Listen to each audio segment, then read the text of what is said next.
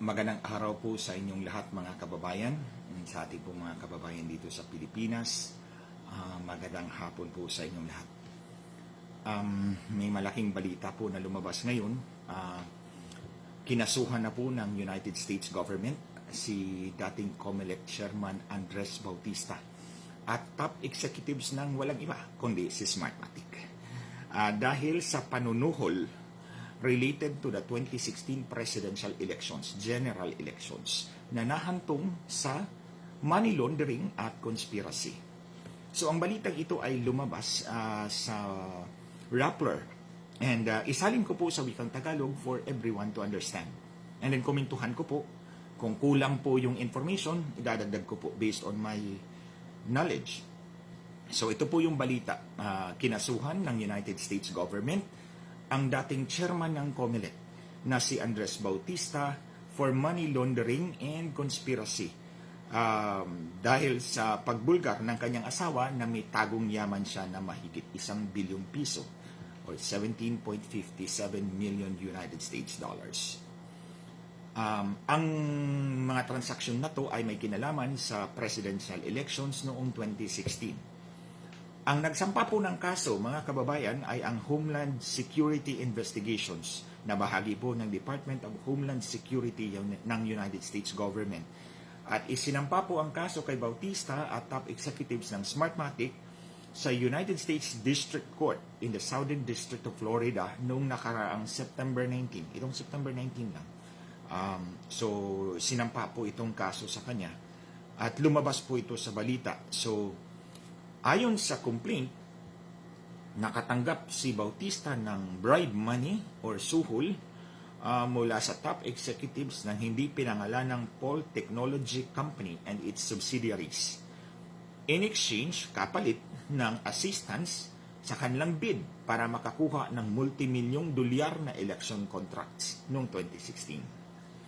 So, hindi pinangalanan, pero papangalanan ko si Smartmatic yan. Top executives ng Smartmatic. Kung bakit, please hold on. Ayon sa affidavit ng mga investigador, ang top executives ay naglaunder ng pera sa mga US accounts at gumamit ng iba-ibang overseas bank accounts ng kumpanyang nakabase sa Taiwan. Vendor ng Smartmatic. Ito yung tagagawa ng makina para sa Smartmatic. Ginamit pa nila. Hindi lang nakontento si Smartmatic na mag-launder ng pera through US accounts sa kanila, ginamit pa nila yung overseas bank accounts ng Taiwan-based vendor nila. Pangalanan ko yan mamaya kasi hindi pinangalanan sa report. So para mabuo po yung pagkaintindi po ninyo sa lahat, pangalanan ko itong kumpanya na to. To operationalize the bribery scheme. Imagine, mga kababayan, they go the length na gumamit ng kanilang US accounts sa Smartmatic at yung various overseas bank accounts ng kumpanya na nakabase sa Taiwan na tagagawa ng kanilang VCM para ma-operationalize yung bribery scheme na ang end receiver ay si Andres Bautista ayon sa complaint. Ang contract na hinahabol ni Smartmatic dito, mga kababayan, ay nagkakahalaga ng 199 million US dollars lang naman. 199 million US dollars, mahigit 10 bilyong piso yan.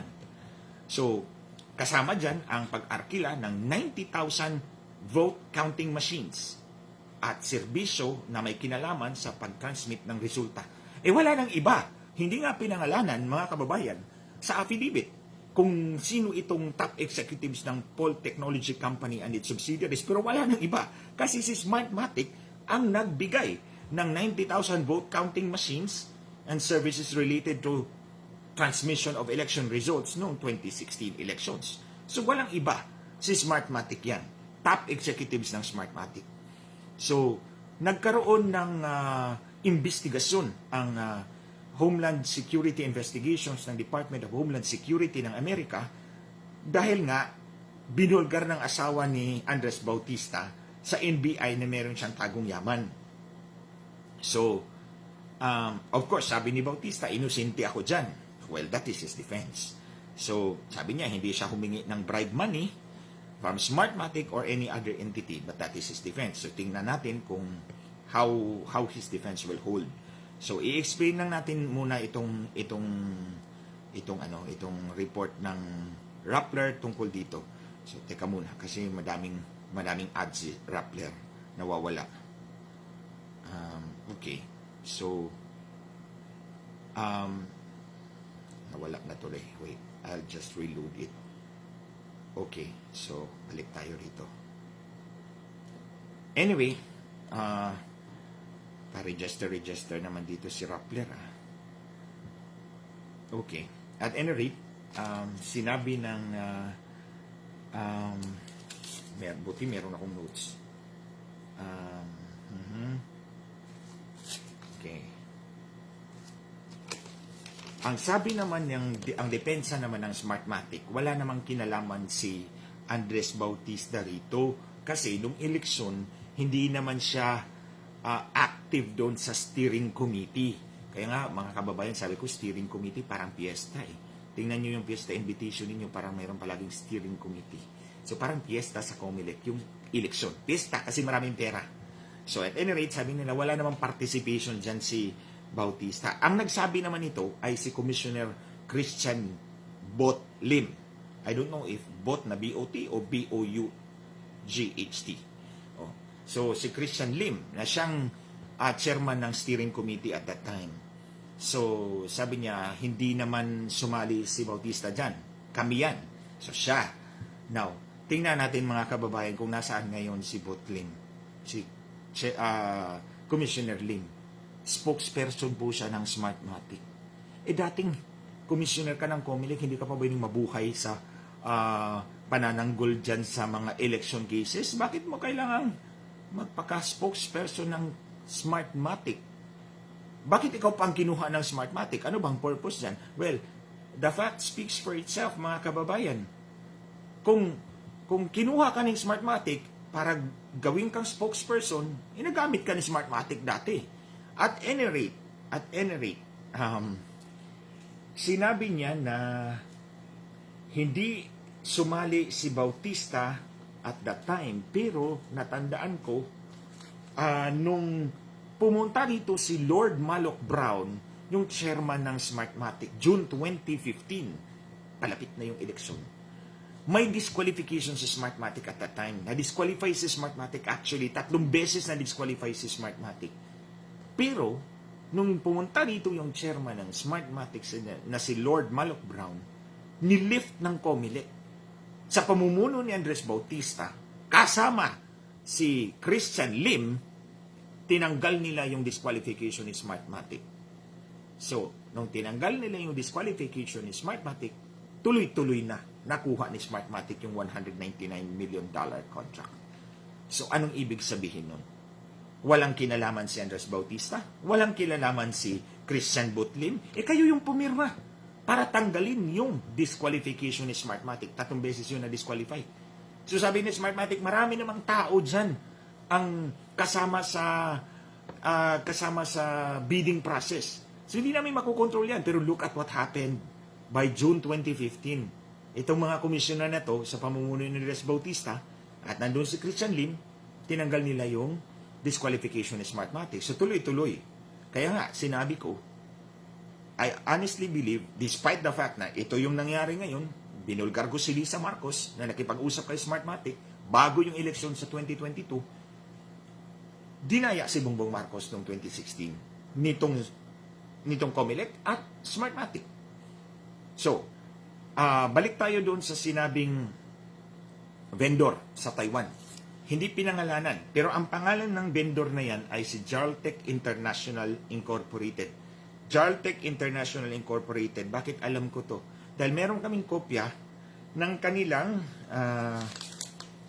Constancia de Referencia Comercial na pinadala si Jaltec, nagpadala ng Constancia de Referencia Comercial doon sa Electoral Supreme Court of the Republic of El Salvador na sinabi nila mula pa noong 2013, kliyente na namin si Smartmatic.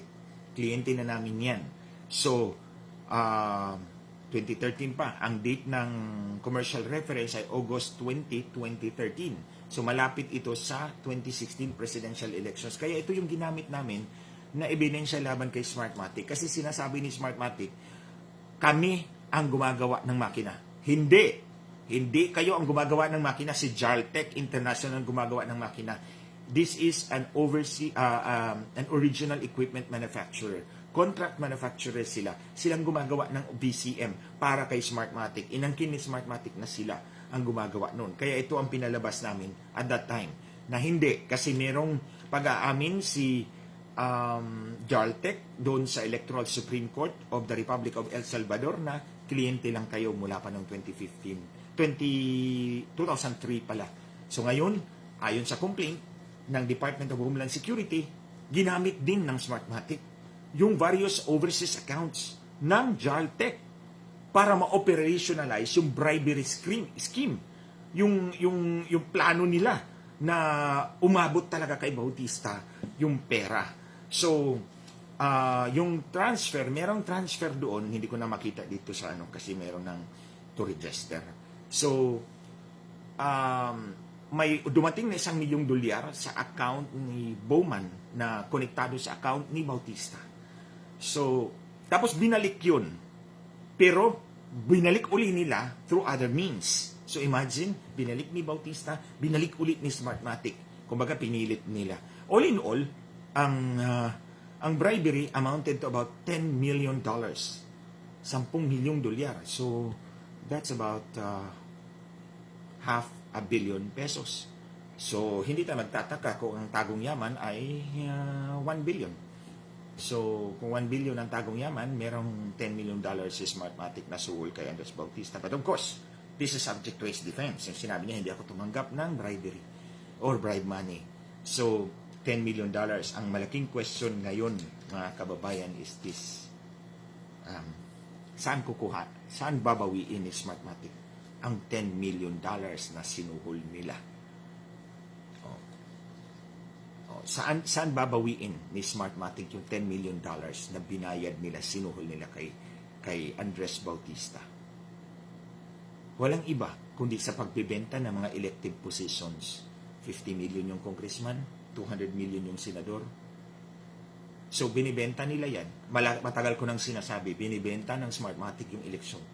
Hindi naman nandadaya si Smartmatic for generous purposes, for pure generosity. Pera ang kapalit. Kaya nga, willing sila. I mean, they will go the great lengths. Imagine, ng accounts, US account, ginamit pa yung account ng Jaltec.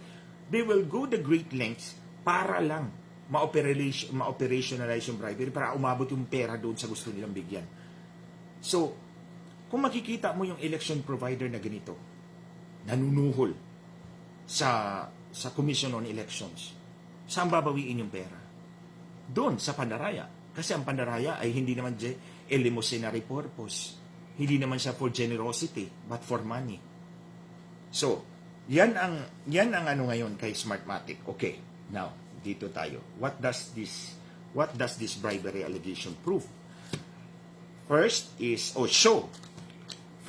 the extent of corruption sa Commission on Elections. Matagal ko nang sinasabi, katuwang ni Smartmatic ang COMELEC sa pandaraya. Hindi kayang mandaya ni Smartmatic kung walang kakonsaba na COMELEC. In fact, itong allegation na to will show na COMELEC nga ang kapartner ni Smartmatic sa panunuhol para makuha yung kontrata. You see, ilang kontrata naman nakuha ni Smartmatic mula noong 2010, 2013, 2016, 2019, 2022. So that's more than $1 billion. Mahigit $1 billion American dollars nang nakuha ni Smartmatic mula sa ating bansa. Hindi pa kasali doon yung pagbibenta ng mga posisyon para dayain. Now, the other one is that the COMELEC is its partner in crime.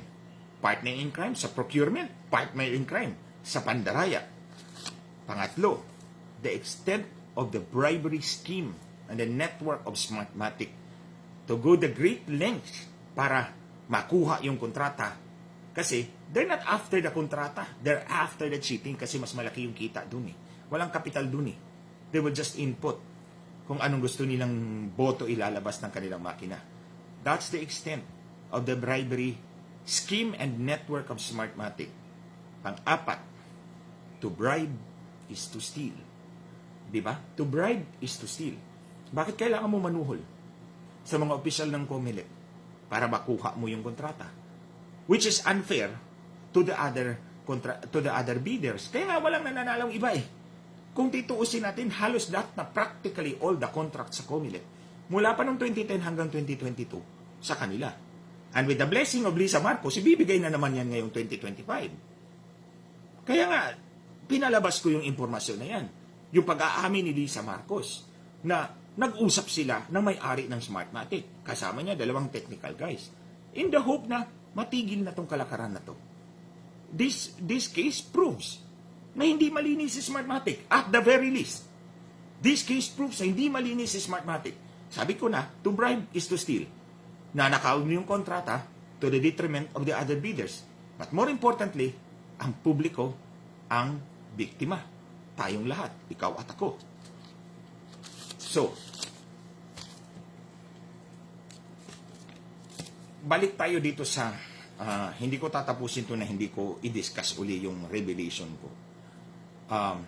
Sa mga Marcos loyalists, wala naman tayong personal na hidwaan.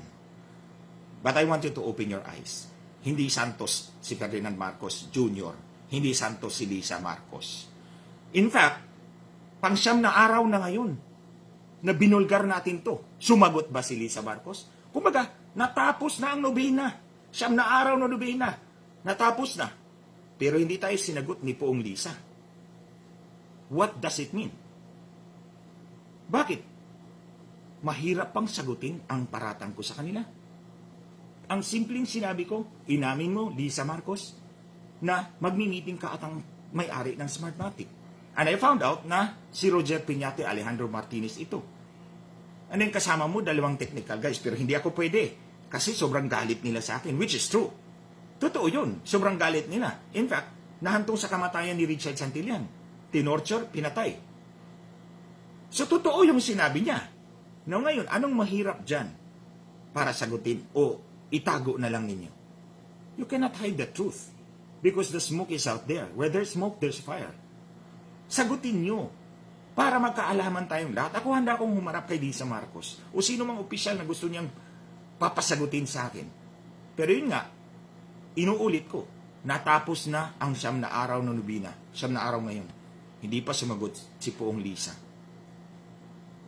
Mga kababayan, simple lang, pag walang sagot, totoo ang sinasabi ng nagparatang. Kasi, kung may sagot ka at hindi totoo, edi you took the first opportunity to debunk me. Mag-isip tayo. Isipin natin. Lahat naman tayo naniwala din kay Marcos. Ako naniwala din ako sa kanya eh. But then, yung nakita ko, and how they treated me, imagine, kasama ko silang kumakain dinner sa bahay nila for 6 years. Dinuhos ko yung tulong ko sa kanila. May nagtanong nga sa akin, ba't hindi ka kumalas nung alam mo nang binenta ka? Because I have a promise to them. I will be there until the end of election day. And I'm not going to renege on that promise. At least to me, on my part, tinupad ko lahat ng pinangako ko sa kanila. Pero anong ginanti nila sa akin?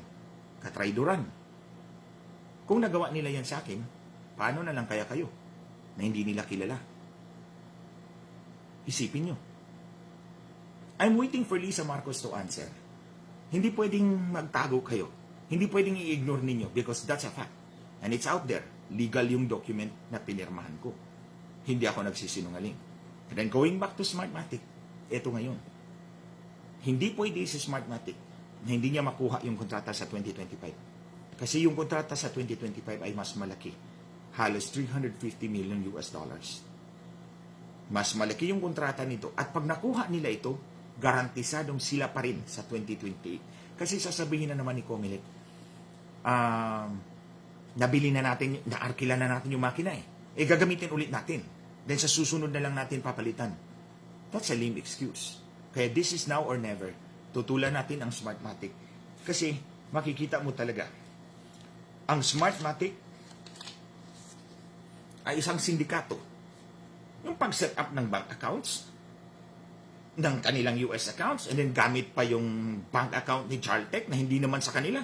Vendor lang nila, pero ginamit nila para ma-operationalize yung bribery scheme at maaabot yung pera kay Andres Bautista. Anong kalakaran yan? Sino ba gumagawa niyan? Sindikato. So, plain and simple, si Smartmatic ay isang sindikato. Pinaglalaruan ang buhay at kinabukasan ng bawat Pilipino. Hindi lang sa kontrata, kundi sa eleksyon mismo. So kung itong gawain ito, hindi ito gawain ng santo, hindi ito gawain ng Diyos, ito gawain ng demonyo. So in short, si Smartmatic ay demonyo. Demonyo in our means that we have to expel by all means. So, finally, kung sino man ang nakikipagkonsyaba sa Smartmatic, ay walang karapatan na magsilbi sa bayan. Simple lang yan. Kung sino ang nakikipagkonsyaba sa Smartmatic, hindi karapat-dapat magsilbi sa bayan. Because ang pakikipagkonsyaba kay Smartmatic ay isang kataksilan pag-traidor sa bayan. So I leave it to Bongbong Marcos and Lisa Marcos. Not all is lost. As tulad ng sinabi ko kay Hubert, yung Senior Deputy Executive Secretary, at kay Ivan Uy, DICT Secretary, yung tinanong nila ako, ano bang gusto mo kapalit para sa iyong katahimikan? Tatahimik ka, ano bang gusto mo? Because hindi na ako tumanggap ng posisyon nila. May dala-dala pa silang listahan. Pinapipili pa ako doon sa listahan ng mga bakanting posisyon. Para lang ako tumahimik. Sabi ko hindi. Ang taahingin ko kay Bongbong Marcos, ilaglag mo si Smartmatic once and for all. And then si Comelec, i-blacklist si Smartmatic. Quits na tayo. Hindi nyo na ako marinig, hindi nyo na ako makita. Yun lang ang hihingin ko sa inyo. The next meeting, hindi pwede. So, hindi gagawin ni Bongbong Marcos. But then, not all is lost. There's still a chance. Pag pinakita po ninyo sa bayan na kaya nyong ilaglag si Smartmatic, bibilib ako sa inyo. Siguro mas marami pang Pilipinong bibilib sa inyo. Dahil ang nakikipagkonsyaba sa Smartmatic, nagawa ng demonyo na isang sindikato ay isang kataksilan sa bayan. So prove to us all na hindi kayo taksil sa bayan. Prove to us all that you are a genuine leader, not a simple, self-serving politician. So mga kababayan, hanggang dito lang po. Sa susunod, kung meron na namang balita tungkol dito kay Smartmatic, but I will keep talking about kay Lisa, yung meeting po niya kay Smartmatic, because you have the right to know. Ulitin ko, natapos na po ang 9 na araw na nobina. Hindi pa tayo sinagot ni Poong Lisa. Maraming salamat po. Enjoy your afternoon.